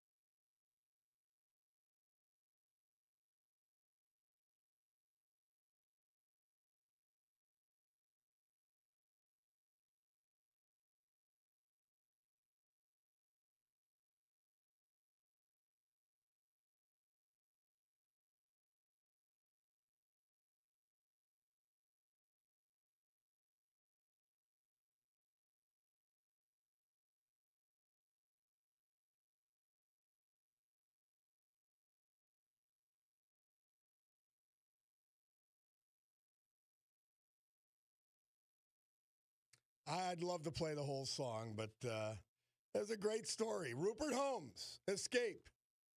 He ends up running into he and his wife, answering Lost ads about themselves, not on Craigslist to protest against Trump, but they didn't get paid for it. But that's our deal. Hey, we're in the midst of the Monday Minch, and that means Chet Parlavecchio. And here he is, Chester, my man. By the way, you're not going to put it. We're going to listen to the Beatles later. Holy jeez! I mean, let's move here. Listen to me. I know you're anxious to get back on, but here's the point. Come on, you got the wrong number, Dick Clark. Let's go. You know we do. We play enough of the song because people are always getting cut off, and I go, no, I'll play more of the song. I thought you fell down or something. Oh man!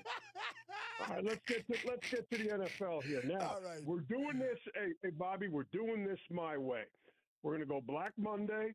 Then the good news is we don't have to talk about 2 weeks ago because the debacle here in New York isn't worth the conversation. Yeah. Let's just say they have a lot of reflection to do in New York. There'll be a lot of examining, analyzing, and getting started again on what will be next year. So that's the entire synopsis on the Jets and the Giants.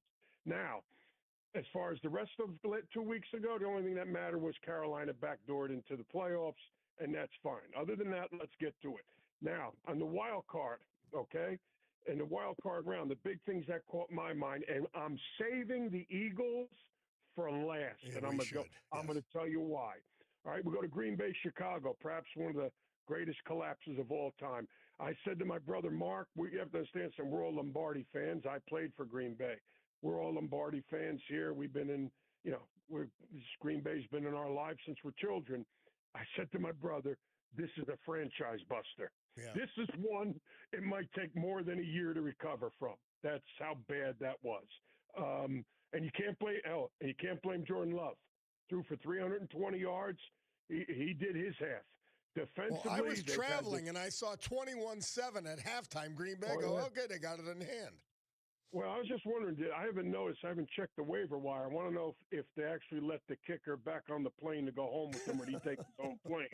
Again, the 2 field goals, you knew when he missed that extra point, you knew it was going to come back to haunt them, and it did.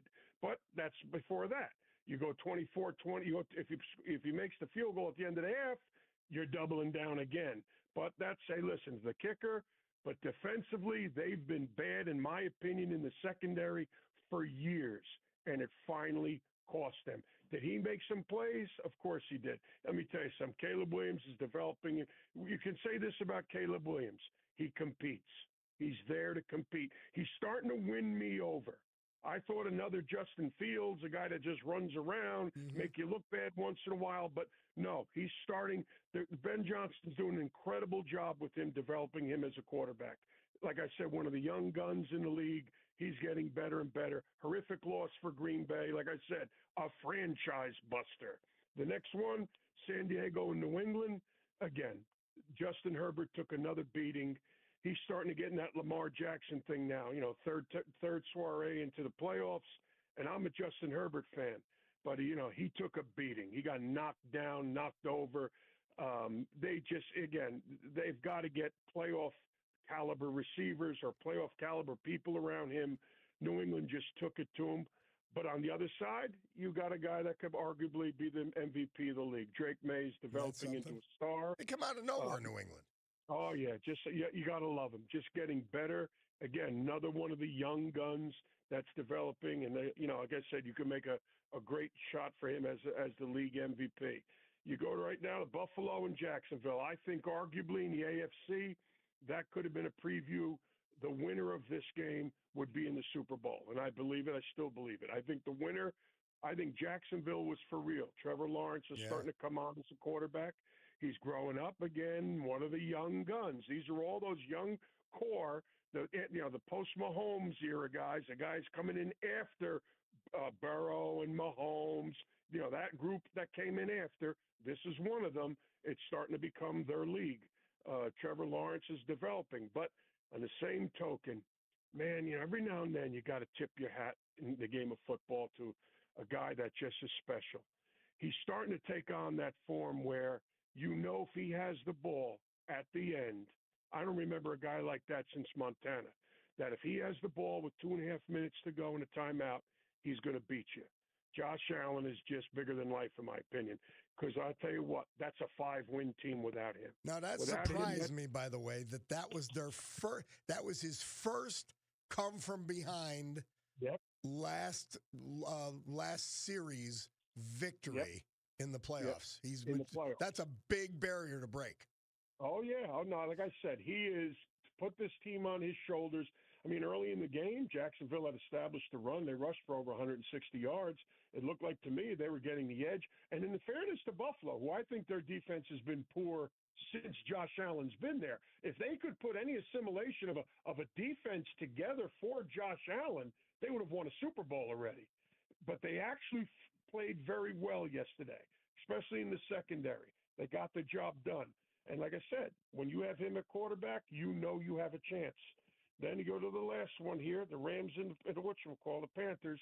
Again, Panthers backdoored in, but I'll give the kid credit. Bryce Young did a nice job his first soiree in the playoffs. He did a great job, quarterbacked this team. Stafford threw for over 300. Again, I'm a Ram fan, and I still think they're the team to beat in the NFC. But they got to, they're keeping people in games. They're doing things. They're not playing well. They're not crisp. They did what they had to do to win, but if they do it in the next round, it's going to catch them. And I just think they got to clean their game up a bit. Now, my last two here, which I love. Let's start with the Eagles. I get on young coaches. We said we always take a different perspective of this show. We talk about different issues. And one of the things you teach young players or great defenses, I always used to tell my defense, we want to play fast. Play fast. When you play fast, you can be aggressive. Now, how do you play fast? Well, you play fast when you're not thinking, when you're reacting. You know what you have to do. You keep it simple, and you play fast. Well, last week you brought up to me, you said to me, Chet, what is it when the offensive guard turns around and looks at the quarterback? I got a question for you. What is it when 3 different linemen on the offense turn around and talk to the quarterback? What is it, a committee? They were making me daffy yesterday watching the game. You were being so cute that the only people that Nick Sirianni fooled was his own football team. Every 40-second clock going down to 1 or 2 seconds, all the conversation and movement, you never got into a rhythm. You were disjointed the entire football game. And when you saw all these D linemen coming free, that's because there's assignments blowing up front. And it could be that ever dawned on them. Maybe we're changing the play so many times up front, they're not all getting it. I would rather call a play. We're coming downhill, get under center because Saquon runs better when he's under center anyway. Get downhill, be physical, run the play called, and get in a rhythm. He's fooling his own team. Now, up until then, I've been saying, hey, they'll get in a rhythm. That's Philly. They know. You know something? They don't push the ball down the field. They cannot run the ball effectively or consistently. They look completely confused. You know something? That's how you lose your job. And I know that's a different play caller there. It's a different offense. Well, I think the offense coordinator loses his job, but that's me. Well, the frustration on their faces, you could see the disgust because they never get in a rhythm. And it was all year long, and it finally got them. Yeah. It was all year long. They've played a lot of football over the last 3 years. That's a tired football team. But Jesus, I almost jumped out of my chair 3 times. You're making me daffy. Run the damn play. Whoa. And that is my assessment of what I saw with the Philadelphia Eagles. Now, on the other side, you saw what a well-coached, gutsy performance. You talk about the word culture. A Lynch as the GM. Guys like McCaffrey, guys like Purdy. You talk about character. That team has lost more players, 75 players, the entire. You talk about just surviving on toughness, and what a stud McCaffrey is. What a stud. And Purdy threw 2 bad picks, never flinched, kept doing what he had to do. I mean, I got to have all the respect in the world for San Francisco hanging in there, showing what character does, showing what believing in yourself does. Really a true contrast in on 2 teams. So I had to get into that one because young coaches, keep it simple. Keep it play fast. The simpler, the better. It's still about blocking and tackling. It's not about me fooling you. I'm trying to fool you before the play ever gets started. Just block them, and you could run anything, and it'll work. All right, so we go to Pittsburgh. Tonight, I would look for this. If whatchamacallit DK Metcalf is a man that I think he is, or he should be, you would think he'd owe his players a bit. I better come out and play. I could have cost these guys everything. Aaron Rodgers, I'm in it now. I put that pressure behind me. It's my last go-around. I want to play. I want to play well. I've had some time off. The defense should be well-rested. Watt should feel even better than he was. Hayward has just been a MVP-style player. I mean, that guy just 17 years in the league, and every young defensive lineman in the world that's overweight should watch him and look what a big man does when he works hard. What a football player and an example. They're at home. They're underdogs. I like them. I like the Steelers tonight. I think they're well aware of the situation, what they're in. I think they're a very dangerous football team tonight, so I would look the Steelers to play well. Again, Texans play good defense. We all know that. Very average offensively. Should be a hell of a battle. Everybody will expect low scoring, but I just think Aaron Rodgers will be loose. I think DK Metcalf will be possessed. I think the Steelers going to I think they have the edge. All right, my man. Well, it's the Monday Mensch. The Monday Mensch. We're looking forward to next week, my friend. Let's not have it pass too quickly, but thank you. Yes, Chet Parlavecchio. We'll take a break. We'll be back.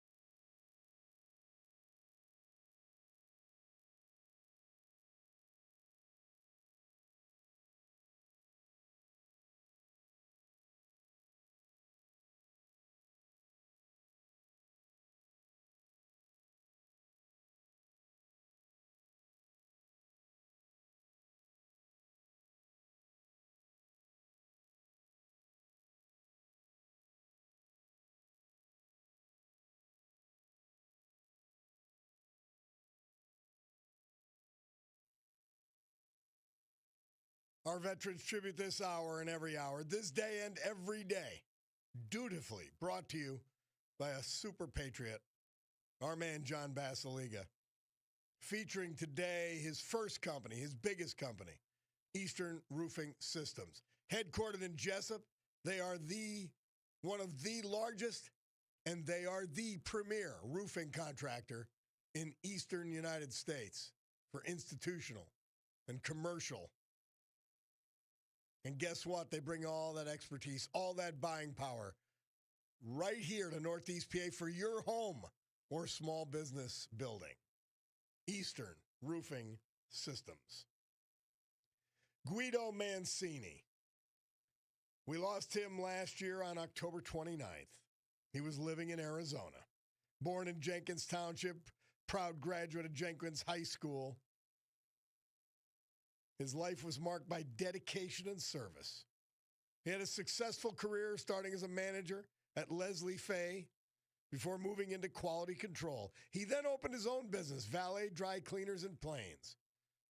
Dedicated member of the Army Reserves for 28 years. He achieved the rank of Medical Supply Sergeant First Class.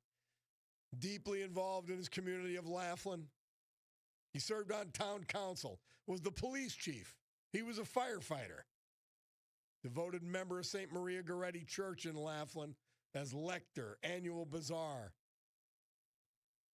His legacy of love and community service will be cherished by all who knew him. Sadly preceded in death by his wife of 40 years, Geraldine.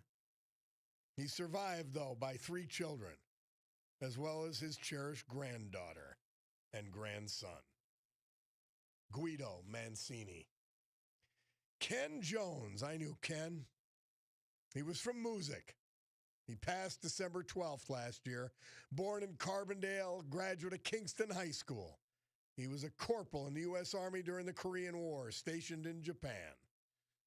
For 44 years, Ken worked in management for Acme Markets Warehouse prior to his well-deserved retirement. He lived quietly, never seeking attention, yet his kindness spoke more loudly than words.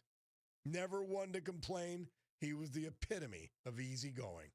Ken enjoyed tinkering with cars, camping. He's survived by his caregiver and loving companion of 19 years, Rita Capagrego Thomas of Music. His son, his grandchildren, his great-grandchildren, preceded in death by his former wife, Lois Lyons Jones. Ken Jones, our great veterans this hour, brought to you by our man John Basiliga and Eastern Roofing Systems. Well, when I hear that sound, I used to think weather. Now I think Montage Mountain Resort. They're the same to me. The weather is what matters, and Montage is what matters with the weather. And this is the Storm Tracker 16 forecast brought to you by Montage Mountain and meteorologist Allie Gallo. Mix of sun and clouds, breezy, 36 today. Good skiing weather. Tonight, partly cloudy, low 28. Tuesday, morning sun, then increasing clouds with chance of showers, 44. Wednesday, clouds with showers mixing with some snow late at night, 46. Great week to get to Montage Mountain.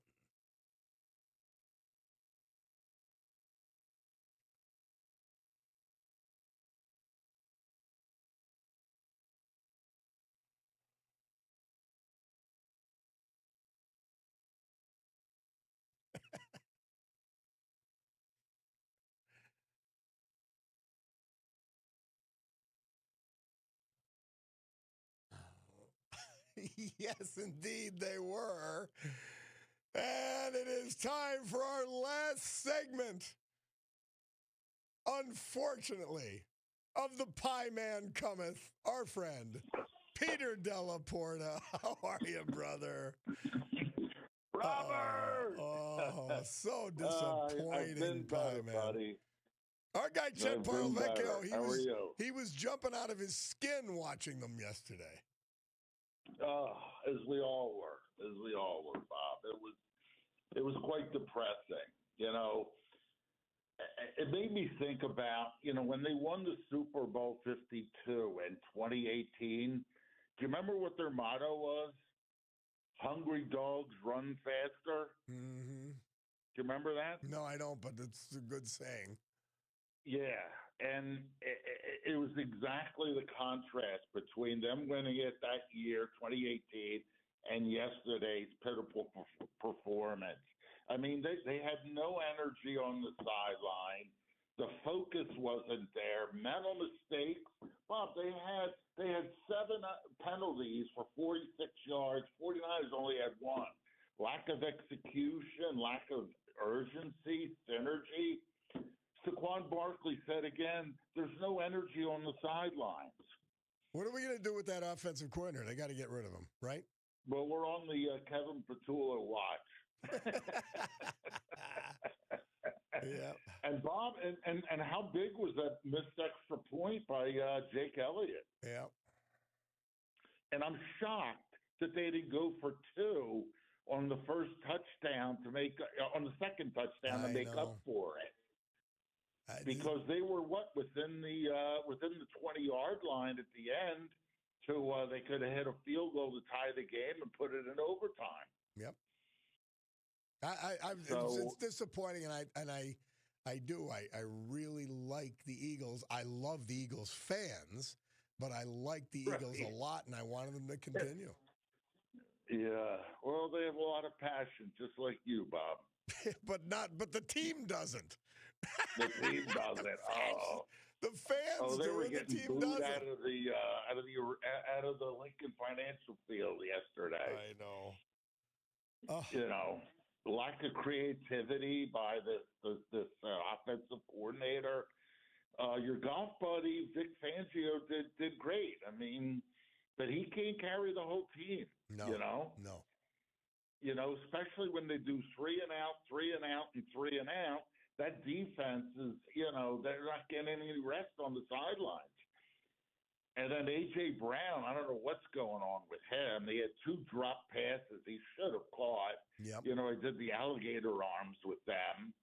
And then he goes over and gets into a spat with, you know, the head coach.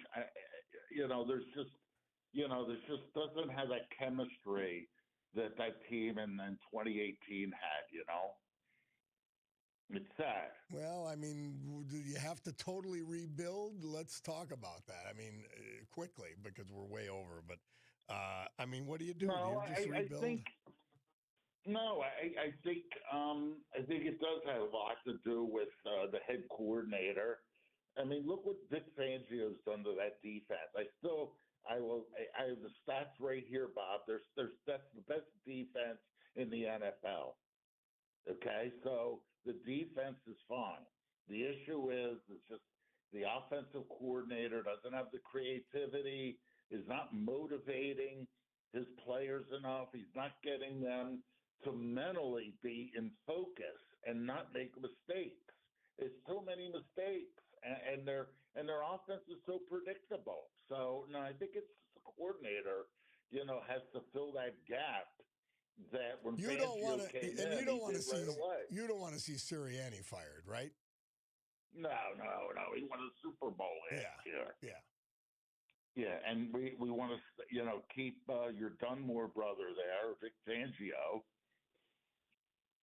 No, I think it's the offensive coordinator, and I think they need to get a few more pieces. I'm a little bit up in the air about Jake Elliott and then also A.J. Brown. Yeah. Well, my interest in the playoffs reduced dramatically with the Eagles out of it, but we'll keep following, you know. Well, yeah, Pie Man. I'd like to see Aaron Rodgers tonight. Pie Man, we had a great year. Year. We're happy we got you. A lot of people, Navy guy, thought you might not face the music today. I said, the Pie Man will he'll stand up and take his abuse. You know, you got to face the music sometimes, you know. I love it, brother. Thank you, Pie Man. Great year, and thank you for every bit of it. And I love being on your show, Bob. It's such a great show. The Pie Man cometh.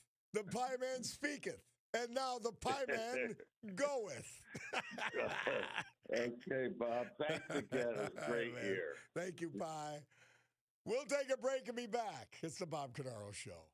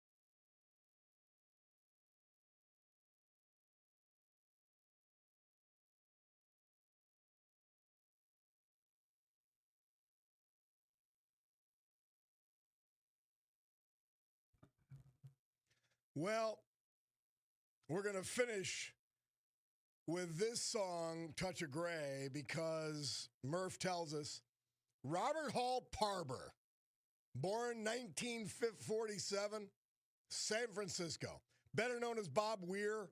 He was the founding member of the Grateful Dead. He died January 10 at age of 78. The one and only song to reach the top 10 charts happened to be the last for the Grateful Dead. It was my favorite song of theirs, Touch of Grey, released in 1987. I remember my son asked me, did you ever get to see the Dead? And I said, no, I thought I had forever. And then we start losing them. Garcia first in his 50s. Not that they were health nuts, but I figured they'd go on forever. But Bob Weir dying, it's an end of an era, without doubt. He used to bring, people forget, he brought, well, I forget what they called it, but like a Grateful Dead tour to Montage Mountain, speaking of our friends at Montage. And it was great stuff. But we lost him, and we salute him for all the great fun and great music. My my first FM radio station I put on the air, WKQV, we had the Grateful Dead Hour on Sundays.